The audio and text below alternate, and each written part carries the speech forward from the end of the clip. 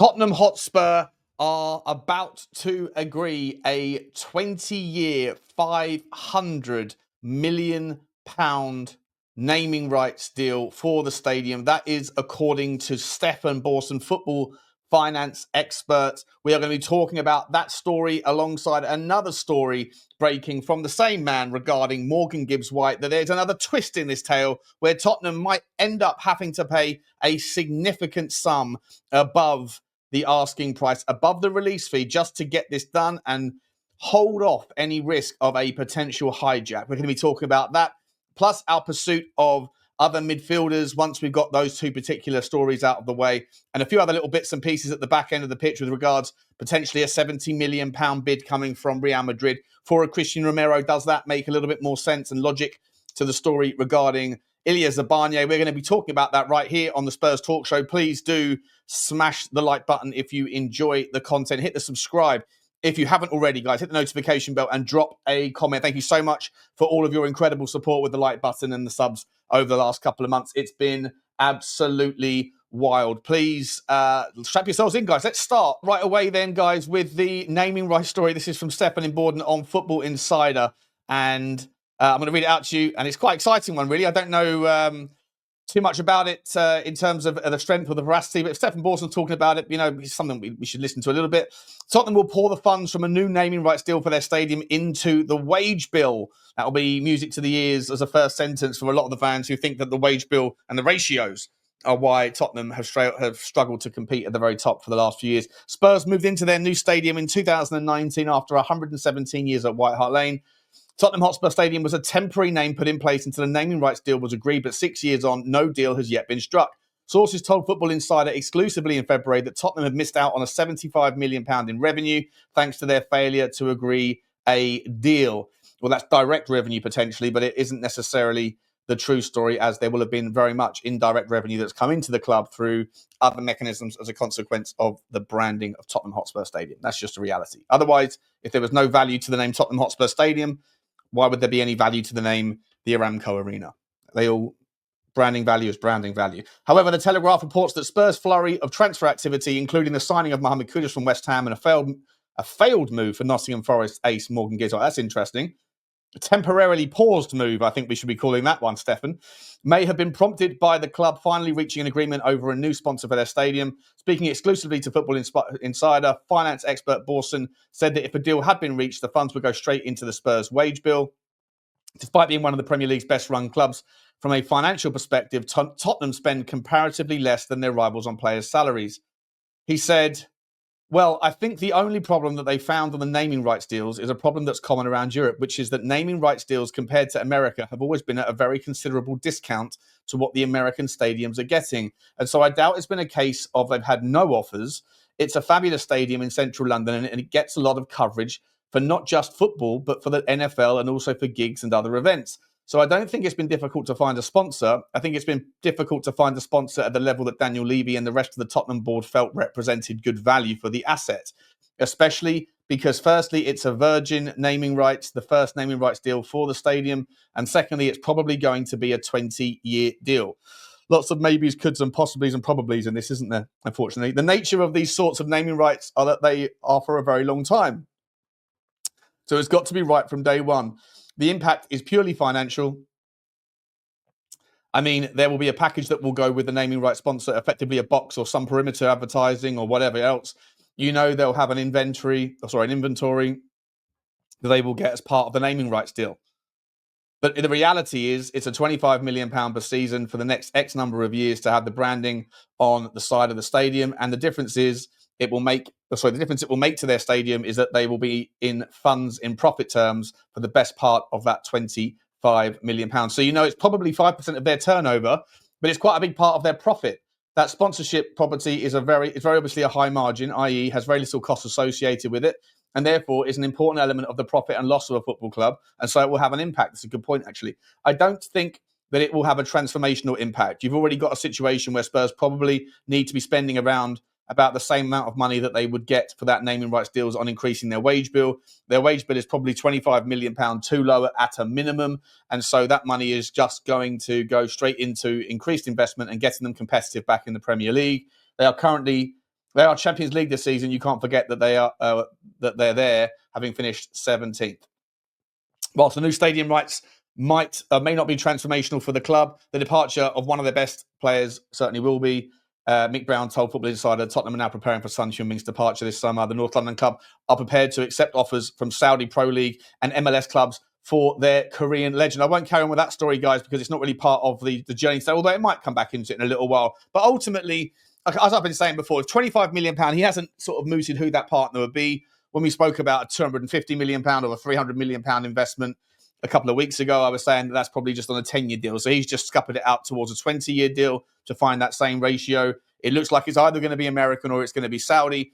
Doesn't really bother me at this stage. But like I said to you guys before 1,000 times, right? It's not the needle mover that a cash injection that's immediate and upfront does have. It literally pays off the majority, but not even the entirety of the interest on the stadium debt. But it is something less to worry about. It is cash flow. And the good point that Borsa made in that speech was that it is pretty much going to be 99% all margin, isn't it? All profit, because there's very little cost associated with putting up some billboards and just changing some nomenclature on some banners and things, and making sure that the PR is correct around it. So full profit, stick it into the wage bill, stick it into paying off the interest, whatever. As long as the money's coming in, it's great, but it's a 5% needle mover. It doesn't really change things materially.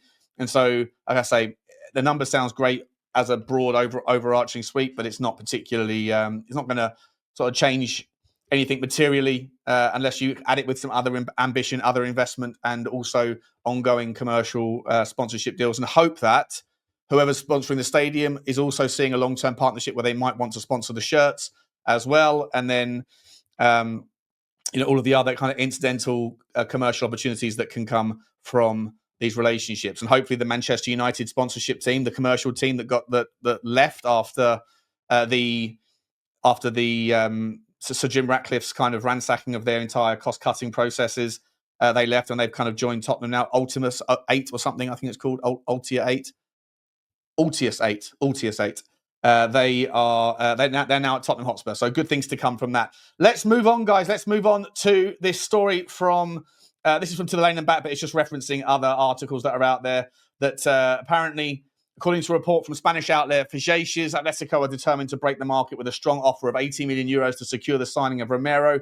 The Tottenham man is Diego Simone's priority to strengthen the defensive unit as the Athletic boss dreams of competing in La Liga. In the Champions League, he feels the Argentinian international is the missing piece in his defence.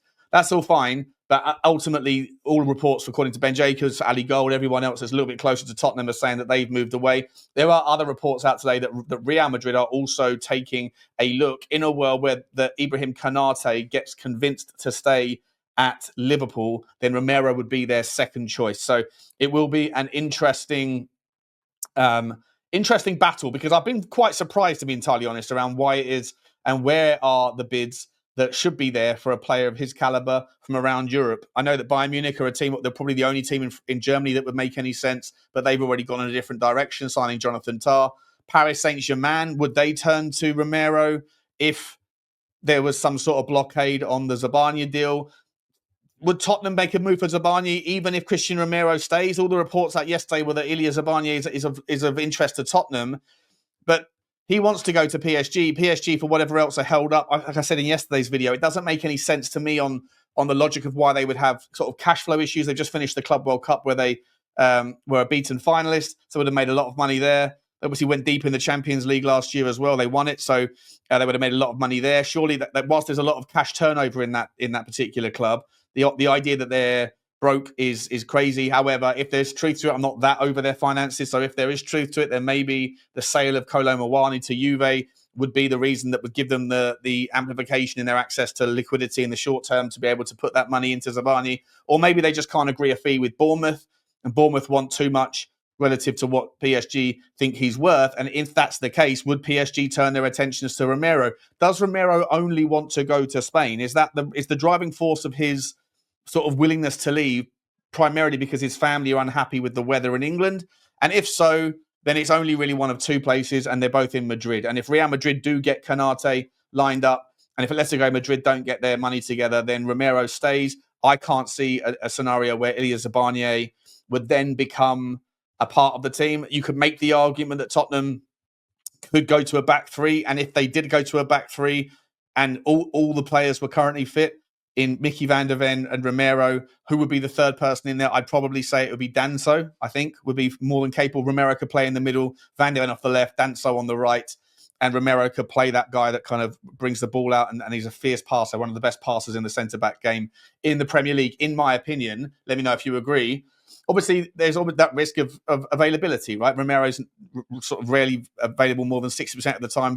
I think Micky van der Ven's on about 50% of minutes, give or take. So you'd like to have someone else come in that's a left footer. So Barney, for what it's worth, is 2-footed. He's ambipedal, but he is technically a right footer, and his minutes are kind of sort of shape-shifted around quite a lot depending on the sort of formation that Bournemouth played. But he is technically a right footer.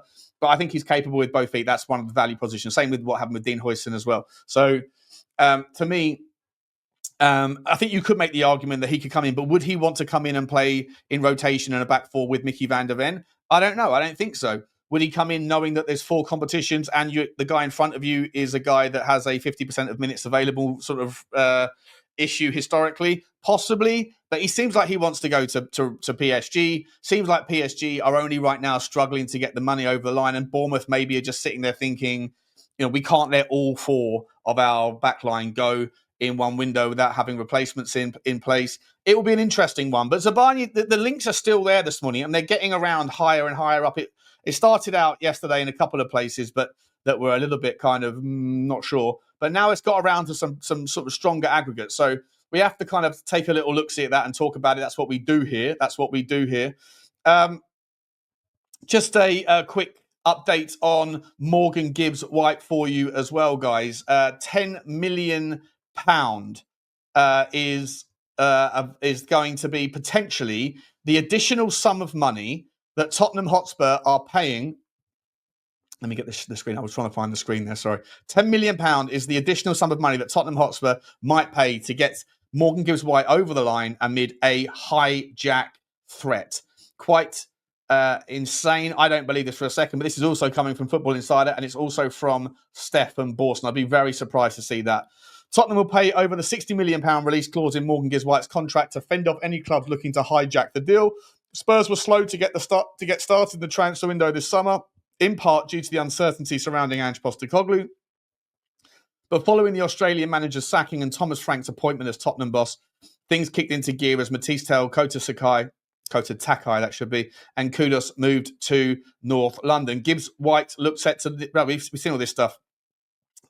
Speaking exclusively to Football Insider, expert Stefan Borsten exclaimed that the likely next steps will be for Tottenham to pay over the midfielder's release clause to settle the matter. This would also have the added bonus for securing Gibbs-White's services before another team comes in for the former Wolves man. Borsten told Football Insider exclusively that despite the obvious fix to the issue being Spurs paying over the odds for Gibbs-White, Forest owner Marinakis would make life difficult for the North London club. The former Man City advisor also warned that any team could now come in and trigger the midfielder's release clause, as it is now public knowledge. Borsten said the end result is that to get this deal done, Tottenham are probably going to need to negotiate with Nottingham Forest a fee that includes not just a £60 million release clause, but a little extra to effectively buy themselves out of the dispute or walk away. Now, we've seen in the past other teams have walked away. Of course, we know Liverpool walked away from Van Dijk and came back in January. I wonder, though, in this scenario whether Spurs would be as relaxed as Liverpool were. I can well imagine that Van Dijk told Liverpool he was okay to wait 6 months, and Liverpool told Van Dijk they would definitely purchase him in January, and therefore they had a clear run on it. I suspect Gibbs-White might be a slightly different scenario where it's a little less certain. If he had a very good half of the season, let's say, there could be other teams that would be interested in buying him. And then there's the question as to what does happen now with the release clause that the whole world knows about. So right now, any club presumably could pick up the phone to Nottingham Forest and say, well, we're triggering the release clause. We clearly didn't breach the confidentiality agreement, nothing to do with us. We discovered it through The Athletic, through David Ornstein reporting it. That's how we learned about it. It's nothing to do with us. We didn't realise that Spurs had breached the confidentiality and we're paying $60 million. And all of a sudden, the player's going somewhere else. So I still think the most likely scenario is that Spurs are the only team to want to buy the player right now, that they'll pay an extra, let's say, 5 to 10 million, maybe 5 plus 5, and the deal could get done. That would be the most likely outcome. But I don't think anything's guaranteed, especially because Marinakis being quite an aggressive and forthright business player, that there's and that's the same on the Spurs side. So it's going to be interesting.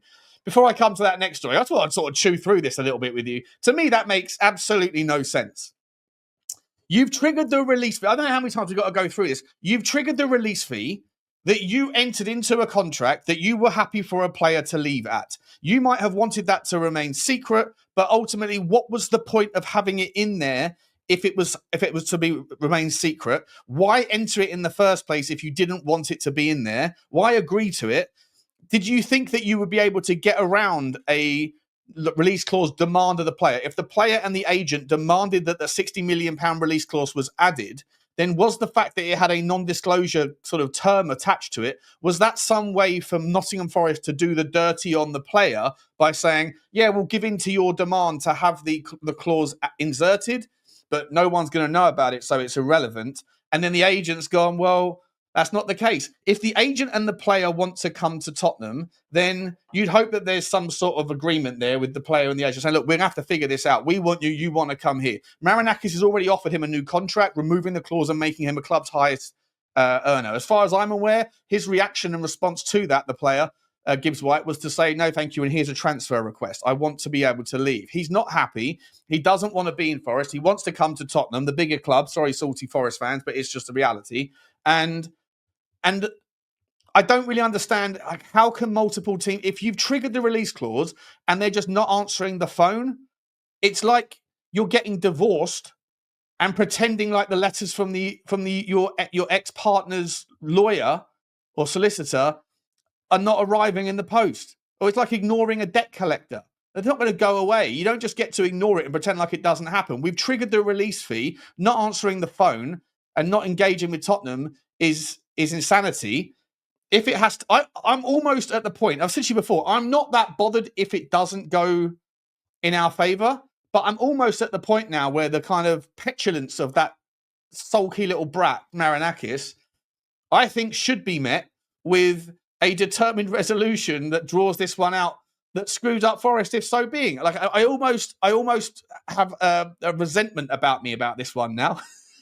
I don't even want the present that much, but I don't want them to keep the present, if you know what I mean. It's like, I feel like I'm going to be childish and bratish. Because it doesn't make any sense to me. And Borson saying, pay £10 million more. Why? Why? You sorry, like, you don't, like, the clause has been triggered. Either Tottenham need to take it to the Premier League and say, we've triggered the clause. What's the problem here? They've got to prove that we tapped them up, do the thing, whatever. But like this kind of like no man's land, this limbo of no one's answering the phone to anybody. It hasn't been officially complained or taken to the Premier League, but there's just the threat of legal action. We're sitting in no man's land with two stubborn people in Levy and Marinakis that are not willing to budge.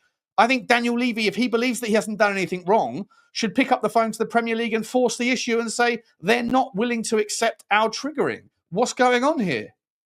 Or if Daniel Levy really doesn't believe that he can win, then walk away.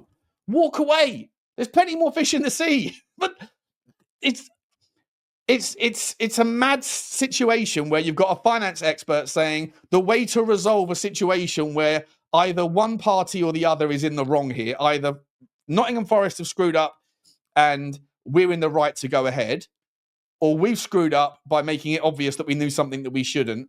But the answer shouldn't have to be to pay more. The answer should either have to be to walk away or to get your guy, depending on who's in the right or who's in the wrong.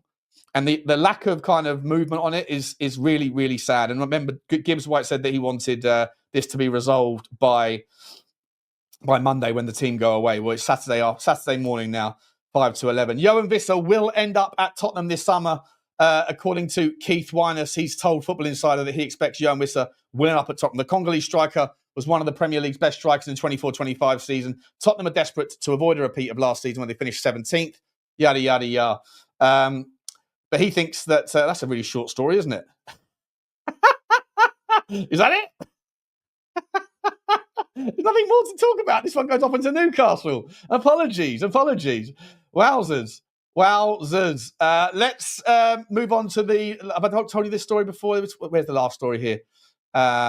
Here we go. Done the naming rights story. Done the story about Morgan Gibbs-White. Here's the story for you guys. Tottenham are showing legitimate interest in box-to-box midfielder João Gomez. We spoke about this yesterday. Ben Jacobs spoke about the sort of interest in the Wolves player. Tottenham have begun to show legitimate interest in Wolves defender midfielder João Gomez, who has been loosely linked with a number of top Premier League clubs, including Tottenham summer transfer rivals and Europa League final opponents, Manchester United. Wolves are eager to retain him and will only consider selling if their minimum asking price of £50 million is satisfied. He's a cracking player, guys. He's an absolutely cracking player. But you know what? I actually feel like right now, by the way, this story carries on to talk about, so not this story, a different story that I was going to reference, carries on to talk about basically our other options in the midfield, right? Douglas Luiz, João Gomez, João Palhinha, Adam Wharton, even Arden Jashari, and one or two others as well. And I kind of feel like I'm at ease with this situation. I think the Gibbs-White thing is a problem here. I think the Gibbs-White story is holding everything up. And as I said a minute ago, just get it finished, because this limbo and this no talking thing, it's weird. It's like going to bed on an argument and you never know when to break the ice the next morning. To me, the midfield thing, though, there's a lot of options out there. All of the names that we're linked with, I'm more than happy to see it. Douglas Luiz, for me, is one of the best at what he does. There is an article out that I didn't show you that people were saying, a lot of people, I think Unai Emery was saying it as well, that he thinks that Douglas Luiz is just as good as Declan Rice. Like similar sort of player, but everything that Declan Rice can do well, Douglas Luiz can do too. I think that Douglas Luiz would be absolutely sensational in the Tottenham midfield. I'd love to see a João Palhinha. I'd love to see a João Gomez. I'd love to see Arden Jashari. I'd be very happy to see Adam Wharton, although the price, I think, does preclude us from doing other things that we can absolutely do in the summer, like a Yves Bissouma, like someone else at the top end of the pitch, like a left winger, maybe an Ademola Lookman, for example. There's a never-ending list of other talent out there. Opportunity costs have to be baked in. You have to figure out how it is you want to spend the money that you have. £500 million, as I say, over 20 years is not the same as having £300 million in your pocket right now. Hopefully there's more clarification on that stuff to come out. Maybe it's Tottenham have taken the £50 million tranche from that banking covenant, that kind of that we had the access to in one of our bank accounts that we hadn't yet drawn down to make some of these things work. But I would hope that getting the Gibbs-White done and then a defensive midfielder doesn't mean that we can't go again at the forward end. Obviously, also maybe at the centre-back stage, depending on what happens with Romero. At this stage, though, if Romero's only interest is going to Spain and there's only two clubs that are viable for him in Spain, and one of them doesn't have the money, the other doesn't have the space in their squad, then it's going to be problematic for me to see how Romero leaves the club, right? I think that will be a major issue, but in the world where he does and Sabani comes in, like cracking replacement. Absolutely love to see it, but I don't think that's going to happen. Anyway, guys, let me know your thoughts on Morgan Gibbs-White. Let me know your thoughts on the central midfield option. How would you preference this? Would Douglas Luiz, João Gomez, João Palhinha, Adam Wharton, Arden Jashari? Let me know your thoughts. Let me know your thoughts on where we can go next. It'd be absolutely... Ezequiel Palacios as well. Don't remember those links that popped around with him? Absolutely sensational. Would love to see Ezequiel Palacios come to Tottenham. He'd probably be my number one of all of them, to be entirely honest. But I'd be happy with any number of those guys, any particular variety, as long as the price is good and we've got some money to go after a forward. It's happy days from me. I'll leave it there, guys. We're off to see the Tottenham. I'm getting in the car right now, picking up Johnny, and we are off to Reading. Looking forward to seeing it. You'll get some match day content, hopefully, and I'll see you on the next one. Like, subscribe, and comment, guys. And it's also on audio if that's your thing. Check the descriptions check the links in the description below. Love you guys. Take care. Thanks again for all your support. Bye.